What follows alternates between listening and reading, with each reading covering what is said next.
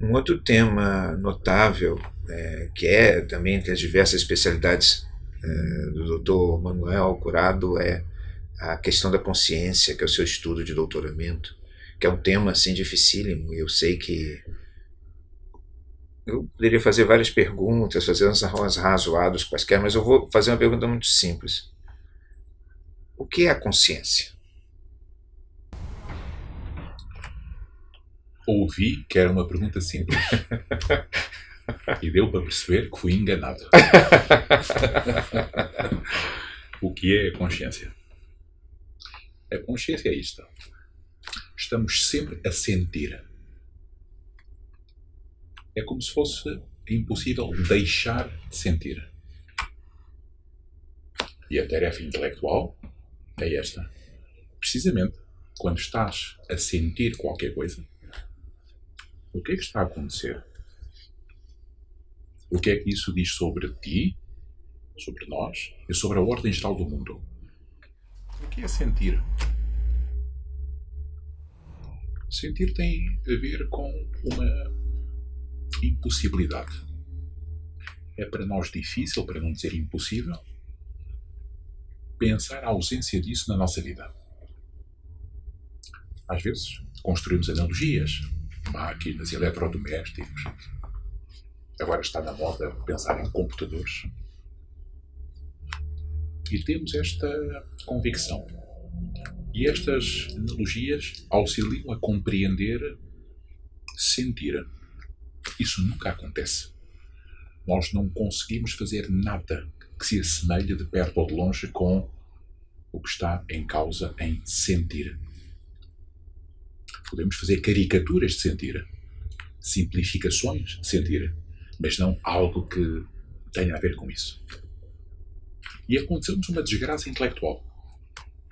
A desgraça intelectual é esta. Fazemos parte de uma parte do mundo, de uma história de cultura e de ciência, que tem o preconceito contra sentir.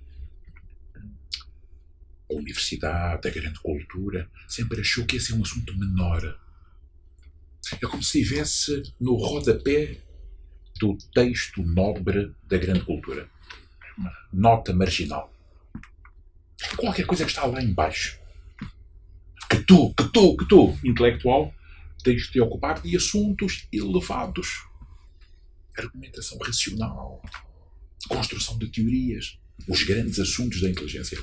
Sentir. Onde é que está a sentir? Onde é que está a sentir? Está lá embaixo.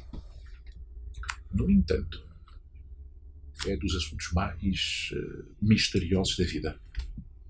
Uma mãozinha contacta com a outra mãozinha e sentimos qualquer coisa. Onde está o livro, em qualquer biblioteca do mundo, que nos explique o que é que está a acontecer quando sentimos qualquer coisa? Nós somos carne, alegadamente, mas porquê é que a carne sente qualquer coisa? Isto é muito enigmático. Nós sabemos construir máquinas que parece que sabem sentir.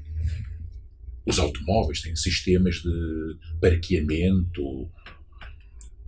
Nos supermercados, nas lojas, há leitores de códigos de barras. O sistema informático não confunde 1 quilo de arroz com 1 litro de leite. Mas isso não é sentir. Sentir é iluminar a matéria. Por isso, desde os anos 90, que tenho tido uma relação de amor e de ódio com este problema filosófico ligado a estar consciente de qualquer coisa, nomeadamente sentir.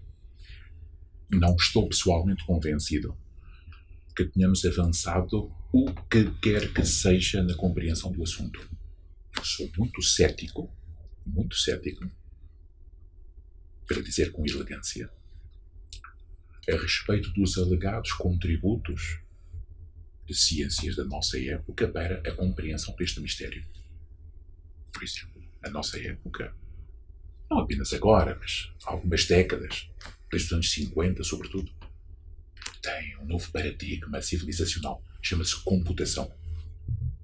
A computação parece ter um supremo poder de fazer tudo, de simular tudo. consegue simular sentir? Do meu ponto de vista, não. Investigações sobre o cérebro. Agora, esta palavra muito heroica, neurociências. Com tudo aquilo que sabemos sobre neurociências, conseguimos explicar estar acordados. Conseguimos explicar estar consciente de qualquer coisa. Desde o final do século XIX que temos esta grande força na ciência humana, que é a investigação sobre o cérebro. Grandes fundadores, o aragonês, o espanhol aragonês, Santiago Ramon y Cajal, o italiano Camilo Golgi, uma geração extraordinária no final do século XIX, prometeu-nos isso. Uma ciência sobre o cérebro que nos explicasse estar acordados, ter consciência, sentir, que nos explicasse o filme a cores que está sempre a acontecer. O grande americano, o irmão do romancista Henry James, William James, dizia com elegância: The stream of consciousness, o fluxo da consciência. Estamos sempre a sentir qualquer coisa. É como se fosse um filme a cores. Todas as cores do mundo, todos os cheiros do mundo.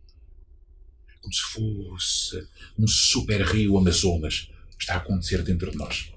Isso é sentir. Esse rio Amazonas do sentir, do meu ponto de vista, é provável que esteja equivocado, esteja a compreender o mistério do assunto, tem pouco a ver com aquele órgãozinho no corpo humano chamado cérebro. Estou absolutamente consciente que aquilo que acabei de dizer não é facilmente aceito no mundo contemporâneo. No mundo contemporâneo, um assunto tem tudo a ver com outro assunto. Do meu ponto de vista, não é bem assim. Há uma forma de justificar isso? Eu tenho um exercício cotidiano. Chamo-lhe o exercício das duas folhas. Agarro uma folha de papel e faço uma listinha de propriedades sobre um assunto. Aqui, nesta folha de papel, escrevo em cima cérebro e escrevo propriedades do cérebro. Aquelas que são ostensivas têm 2 hemisférios, têm um cerebelo, têm um corpus callosum, têm uma estrutura granular. Desde o final do século XIX sabemos que têm umas células especialmente importantes, os neurónios. Entretanto, passámos a saber que as células glia também são importantes. A listinha de propriedades que está nesta folha de papel começa a ficar muito cheia. Se calhar vamos precisar de uma biblioteca de neurociência para ter o papel suficiente para descrever aquilo que já sabemos sobre o cérebro. Mas aqui ao lado tenho uma outra folha de papel em que listo propriedades da experiência mental. Sentir, ter emoções, acreditar em qualquer coisa, ver cores. Junto as 2 folhas de papel e reparo, uma não tem nada a ver com a outra. É como se fosse um assunto diferente. Circunstancialmente, devido à nossa história intelectual, nós aproximamos as 2 folhas de papel. Mas uma não tem a ver com a outra. Do meu ponto de vista.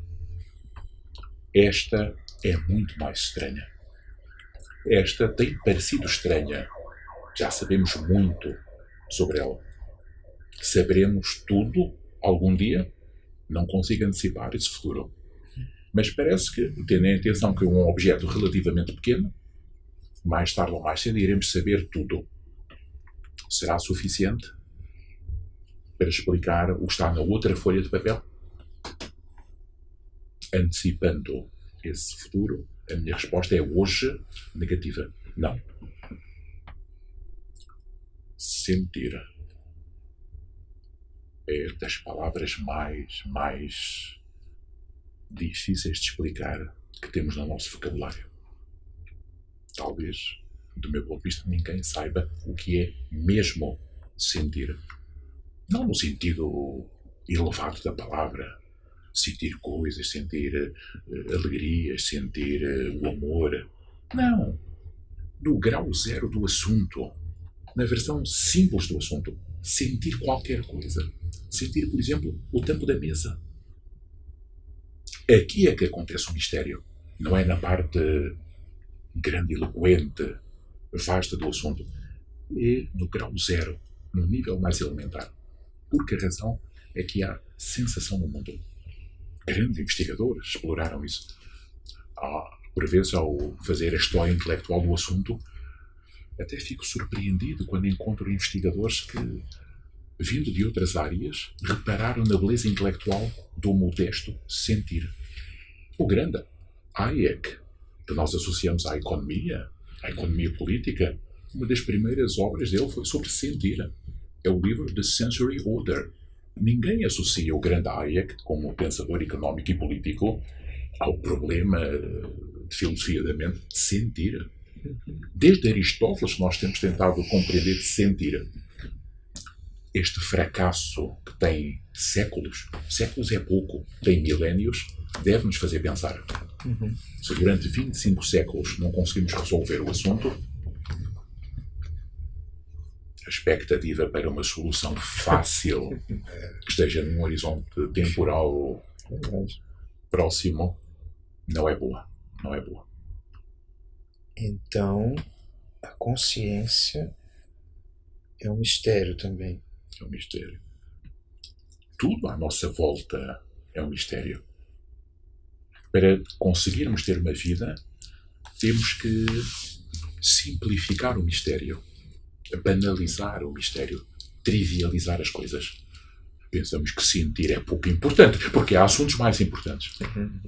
Pensamos que o pó que está no chão é menos importante que a grande obra de arte que está pendurada nas paredes. Pensamos que o dito da pessoa do povo não tem interesse nenhum em comparação à grande teoria. Nós organizamos a estrutura do mundo. Nada do que eu disse é verdadeiro. O pó que está no chão e nas estradas compartilha o mistério de ser, que é um mistério muito, muito mais vasto do mistério de sentir. Por desprezível que seja o pó, existe. É o mistério supremo. Para aguentarmos uma vida humana, conseguirmos ter uma vida humana, temos que estragar parte do mistério. Fazemos juízos de relevância. Dizemos, isto não é tão importante quanto aquilo. Tudo é muito importante. Estamos numa casa que não foi feita por nós. A vida não foi feita por nós. A ferramenta de pensar não foi feita por nós. O que sentimos não foi feito por nós. A carne não foi feita por nós. O sentir não foi feito por nós.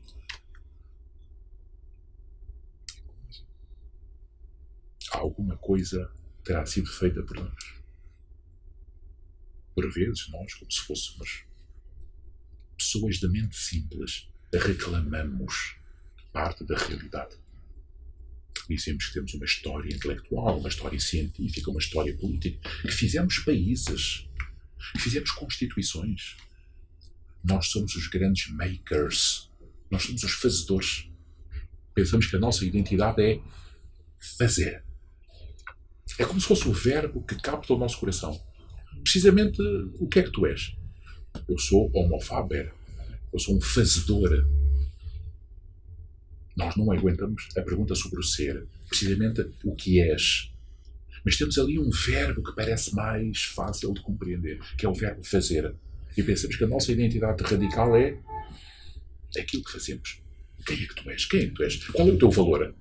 Mostra-nos o que fizeste. É como se nós fôssemos um museu ambulante da nossa obra. Estamos sempre preocupados em identificar a autoria, em atribuir a responsabilidade. Quem é que cometeu o crime? Foi você. Tem que ser responsabilizado. Você é o dono do crime. É o proprietário do crime. Uma sociedade humana sem este jogo intelectual de reconhecimento do fazer seria impossível. No entanto, penso que tudo isto não capta o enigma da nossa existência. Pode acontecer, esta é uma ideia que me tem atormentado, que, por exemplo, algo É uma espécie de esqueleto da ordem jurídica. A atribuição de responsabilidade. Seja uma narrativa simpática, uma narrativa útil, mas em última análise não tem a verdade. Isto é, nós sermos, em última análise, irresponsáveis. Não no sentido fácil da palavra, mas no sentido de, se quisermos determinar a responsabilidade de uma ação, existir sempre um poço sem fundo. Queremos chegar ao primeiro episódio da ação. Foi você que disparou e matou alguém? Qual é o primeiro episódio do ato? Foi o ciúme? Foi a violência? Nós queremos chegar, mas qual é o primeiro episódio de qualquer coisa que aconteça dentro de nós? Conseguimos fazer essa arqueologia? Eu cometi um ato há 20 anos atrás, como se eu fosse um arqueólogo, não numa terra, mas um arqueólogo mental. Eu quero fazer uma escavação. Quando é que acontece o primeiro episódio de um ato criminoso? Escapa-nos o primeiro episódio. Você diz que se apaixonou. Vamos fazer uma arqueologia mental. Vamos tentar descobrir o primeiro episódio em que o amor chegou à sua vida. Escapa-nos. Você diz que é autor de livros. Vamos fazer uma arqueologia mental. Quando é que lhe surgiu, pela primeira vez, a ideia de escrever esse livro? Fica apagado. É porque vai pulverizando muitas... Nós somos pessoas que surgem no segundo episódio da série de televisão. Nós nunca estamos no primeiro episódio. Não estivemos no primeiro episódio da criação do mundo. Não estamos no primeiro episódio da nossa própria vida. O papai e a mamãe fizeram as coisas. No segundo episódio nós nascemos. E naquilo que nos compete, na esfera da nossa intervenção, nós também não estamos nunca no primeiro episódio. De onde é que vem uma decisão? De onde é que vem uma iniciativa? Por favor, chamem os senhores arqueólogos para fazer a arqueologia mental. Quando é que, a certa altura, tu estavas a tratar da tua vida, veio-te a ideia de fazer qualquer coisa? Mas por que razão? É que veio nesse momento, precisamente com esse conteúdo, e não milhões de conteúdos alternativos. Somos totalmente irresponsáveis. Totalmente irresponsáveis. No futuro vamos olhar para a vida das sociedades contemporâneas e vamos perceber que tribunais, ordem jurídica foram, na nossa época, sistemas de conforto. Sistemas artísticos, tem muito de artístico, muito de político, que permitiram vidas humanas, vidas confortáveis, mas que em última análise são sistemas sem verdade. Por que razão é que eu digo isto? Porque o primeiro episódio da ação humana nós não conseguimos identificar. Nós não sabemos porque é que algo surge na nossa vida. É como se fosse um sonho noturno. Estamos deitados na nossa cama. Estamos a dormir, porque nós temos direito ao descanso. Estamos a dormir. Passa-se qualquer coisa à noite. E à altura, quando chega a altura do café da manhã, dizemos a um familiar: eu sonhei este sonho. Mas nunca conseguimos dizer a um familiar que eu tive ideia de sonhar este sonho.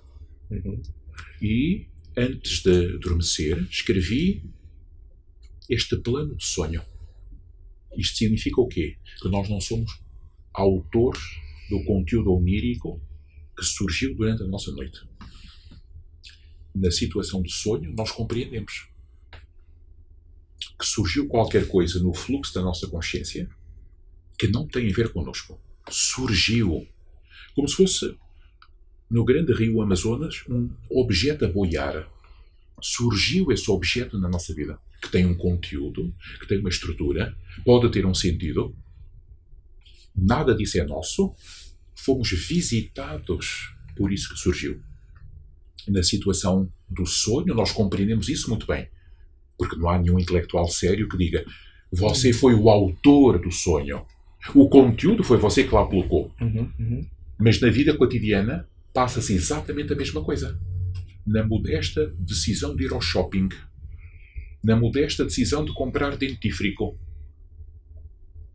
Nós também somos visitados. Mas apropriamos-nos. Dizemos que nós é que tomamos a decisão. Então não há diferença entre o sonho e a vigília, nessa tua perspectiva. Essa é uma observação muito profunda. Há alguns sábios de outra época dão a entender que vivemos num universo feito de material onírico, como se fosse um oceano de imagens. Vivemos num oceano de imagens. E essas imagens dominam a nossa vida. Dominam a nossa vida. Por vezes conseguimos identificar o momento do ataque dessas imagens. A pessoa tem 6 anos de idade, tem 7 anos de idade, tem 8 anos de idade. Parece que nada acontece. Chega à puberdade, ao início da adolescência, e é atacado por uma avalanche de imagens eróticas. A pessoa não pode fazer nada. Essas imagens eróticas dominam o cotidiano do adolescente. Ao longo da nossa vida, nós vamos sendo contactados por essas imagens. Eu tenho talvez 200 canais de televisão por cabo em casa. Faço zapping e vejo a estrutura narrativa de todos aqueles programas. É sempre a mesma. São imagens que moldam a nossa vida. Devíamos estudar as imagens, porque são manifestações das formas que moldam toda a realidade. Nós não temos vidas livres. Temos vidas moldadas por essas imagens. Serão material onírico? Serão material de sonho? Há talvez um mestre do Ocidente de que nós já nos olvidamos. Porquê? Porque a cultura da Europa decidiu seguir o caminho aristotélico. Nem sequer o caminho platónico. Platão é admirado, mas ficou um pouco afastado. O caminho do conhecimento da natureza é sobretudo aristotélico. Mas há um outro mestre que a Europa teve, que influenciou muito a Europa até o Renascimento, mas depois foi esquecido. Chama-se Plotino. E tem uma teoria da alma do mundo. Já é uma teoria antecipada no Timeu de Platão. Se o mundo tiver uma alma, então essa alma tem pensamento, tem conteúdos, tem imagens. Aquilo que nós fazemos, que somos parte do mundo físico, deriva daquilo que está na alma do mundo. Nós muitas vezes, também por um equívoco da cultura ocidental, pensamos que a alma é assunto psicológico, é assunto interior, é assunto cá de dentro. Do ponto de vista de Plotino e da tradição neoplatónica, não é bem assim. Não é a alma do mundo que está no universo, é o universo que está na alma do mundo. Por isso, essa pergunta sobre a natureza onírica da realidade parece uma pergunta literária, uma pergunta de bom entretenimento, uma pergunta poética. Acrescento que é uma pergunta profunda. É uma das perguntas mais profundas que podemos formular. Porque quando tentamos identificar a ação, o âmbito de intervenção das imagens na nossa vida, ficamos um pouco desesperados. Porque tudo o que fazemos tem uma imagem e não é nossa. Quando pensamos em felicidade pessoal, o que é que te vem ao espírito? Choques elétricos? Não. Vem ao espírito paraíso, coisas simpáticas e agradáveis. Quem é que associou felicidade a esse conteúdo? É o mundo das imagens. Quando tu pensas no sentido da tua vida, tu pensas em heroísmo, pensas em sabedoria, pensas em figuras ancestrais, pensas em doutrinas profundas. Quem é que associou esse assunto a essas imagens? Nunca somos nós. São as imagens que nos fazem. Podemos ver isso em várias fases da nossa vida. A puberdade é especialmente importante. E há uma outra. Sou um modesto estudioso dessa outra. São as imagens do período agónico. Hoje estamos muito esquecidos disso. Pensamos que o pensamento, o ponto final da nossa vida, é isso mesmo, é um ponto final. Já não temos uma doutrina do durante, do que é que acontece entre vida e morte. Mas temos bibliotecas inteiras sobre essa avalanche de imagens. As pessoas que voltaram para contar sobre isso falam de imagens, falam do túnel, falam da luz, falam de seres que aparecem. Não sei se já repararam. Estão a descrever imagens. As pessoas não dizem que surgem bolinhas a preto e branco a saltar. Dizem que surge um túnel, diz que surge uma luz branca, dizem que surgem seres alados. Imagens sempre, imagens sempre. É um dos assuntos mais importantes da nossa vida intelectual. Compreender este oceano de imagens. Vidas biográficas, na adolescência e no período agónico. Conteúdos culturais, falei de televisão, falei de agendas filosóficas. Até onde é que vai o império das imagens?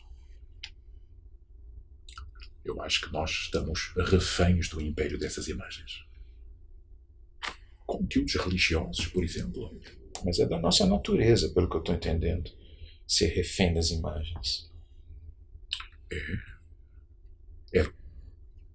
É como se estivéssemos a descrever a cor vermelha do sangue. Nesse sentido, é da nossa natureza. Não é qualquer coisa que seja fruto da atividade humana. É aquilo que nós somos. Dizem alguns. Eu tenho estima por uma visão um pouco conspiratorial do assunto. As imagens podem ser aquilo que está na tradição neoplatónica, um oceano psíquico que envolve o mundo. Pode ser. E se as imagens forem sistemas de controlo da humanidade? As imagens aparecem segundo uma agenda que nós desconhecemos. Todas as religiões do planeta têm fenómenos de aparecimento de imagens. Pergunto eu sempre, por que é que as religiões não dizem que aparecem bolinhas a preto e branco? Ou estática de televisão? Dizem que aparecem figuras, imagens. É como se este oceano de imagens se intrometesse na nossa vida, de muitas formas.